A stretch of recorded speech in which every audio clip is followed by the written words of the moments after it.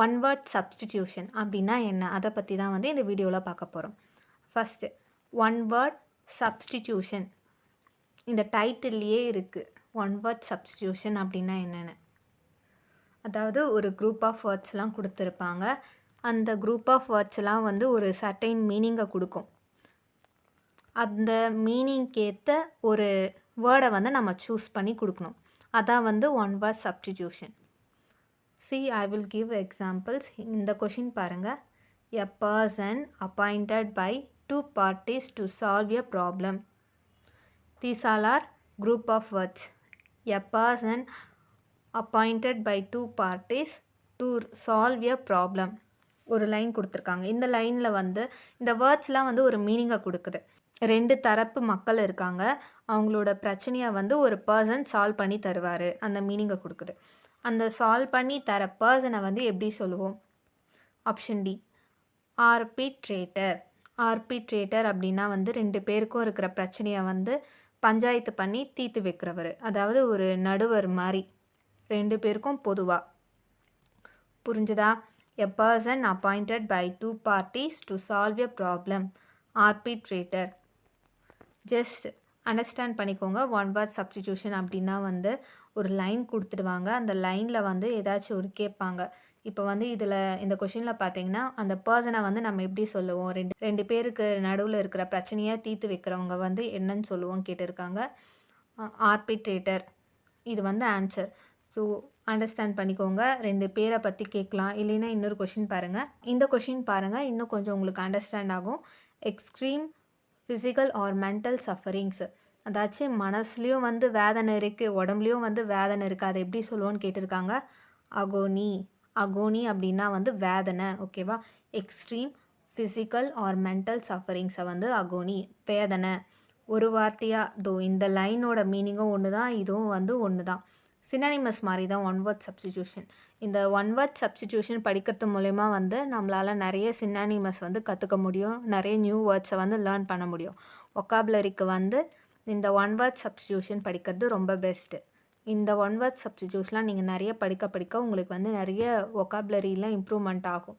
நீங்கள் வந்து ஒரு வேர்டை பார்த்தீங்கன்னா, இப்போ இந்த அகோனி இந்த வேர்டையே வந்து வேறு எங்கேயாச்சும் பார்த்தீங்கன்னா இது வந்து ரொம்ப மென்டல் சஃபரிங்ஸ், ஃபிசிக்கல் சஃபரிங்ஸ் அப்படின்னு சொல்லிட்டு நீங்கள் ஞாபகம் வச்சுக்கலாம். And next one, a government run by a single person. Government run by a single person, இது எப்படி சொல்லுவோன்னா ஆட்டோக்ரேசி. ஆட்டோக்ரேசி அப்படின்னா வந்து அந்த சர்வாதிகாரி மாதிரி, ஒருத்தருக்கு தலைமையில் வந்து இந்த கவர்மெண்ட் நடக்கிற மாதிரி. அந்த காலத்திலலாம் பார்த்திங்கன்னா ராஜா வந்து தலைமை பொறுப்பில் இருப்பாங்க. அவங்க கீழே வந்து மக்கள்லாம் இருப்பாங்க. ஸோ ராஜா தான் வந்து மற்றவங்க எல்லாரையும் ஆட்சி செய்வாங்க. A government run by a single person, ஆட்டோக்ராசி.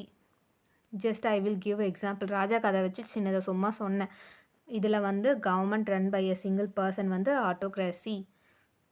இப்போது யூஎஸ்ஏலாம் பார்த்திங்கன்னா அதில் வந்து அதிபர் தான் வந்து தலைமை பொறுப்பில் இருப்பாங்க. அவங்க தான் வந்து இந்த கவர்மெண்ட்டை ரன் பண்ணுவாங்க. ஸோ அது வந்து ஆட்டோக்ராசி.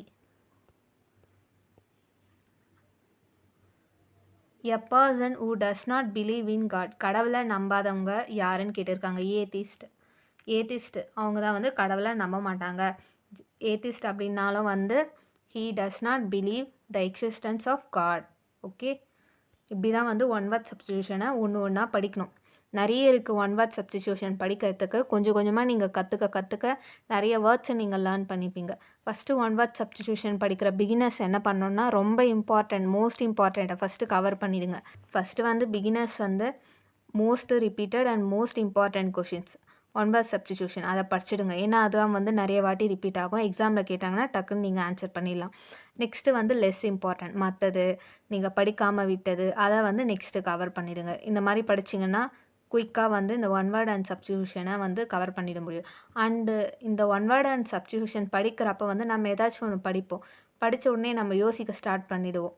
ஓகே, ஸோ நீங்கள் யோசிங்க, பட் அதுலேயே வந்து டைவர்ட் ஆகிடாமல் டக்குன்னு இந்த ஒன் வேர்ட் அண்ட் சப்ஸ்டிடியூஷனை வந்து சீக்கிரமாக முடிச்சிடுங்க. ஒரு சில ஒன் வேர்ட் சப்ஸ்டிடியூஷன் படிக்கிறப்ப வந்து மைண்ட் டைவர்ட் ஆகிடும். ஸோ அப்படி டைவர்ட் ஆச்சுன்னா உடனே வந்து சீக்கிரமாக இது பண்ணிவிடுங்க.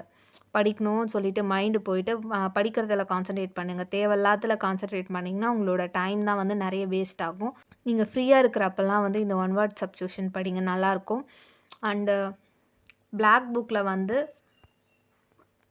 இந்த ஒன் வேர்ட் சப்ஸ்டியூஷன் வந்து நிறைய கவர் பண்ணியிருப்பாங்க. இந்த புக்கில் பார்த்தீங்கன்னா இப்போ ஏன்னா ஏ லெட்டரில் இருக்கிற ஒன் வேர்ட் சப்ஸ்டியூஷன் எல்லாத்தையும் கவர் பண்ணியிருப்பாங்க. நெக்ஸ்ட் பி லெட்டரில் இருக்கிற எல்லாத்தையுமே வந்து கவர் பண்ணியிருப்பாங்க.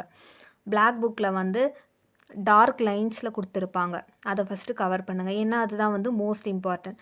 பிளாக் புக்கில் ஒன் வேர்ட் அண்ட் சப்ஸ்டியூஷன் நீங்கள் கவர் பண்ணலாம். நெக்ஸ்ட்டு வந்து ப்ரீவியஸ் இயர் கொஷின்ஸ் எல்லாம் பாருங்கள். அதில் என்ன கேட்டிருக்காங்க அதை வந்து ப்ரிப்பேர் பண்ணுங்கள். அண்ட் மாக் டெஸ்ட் போட்டு பாருங்கள். மாக் டெஸ்ட்டில் வந்து என்ன ஒன் வேர்ட் சப்ஸ்டியூஷன் கேட்டிருக்காங்களோ அதை வந்து ப்ரிப்பேர் பண்ணுங்கள்.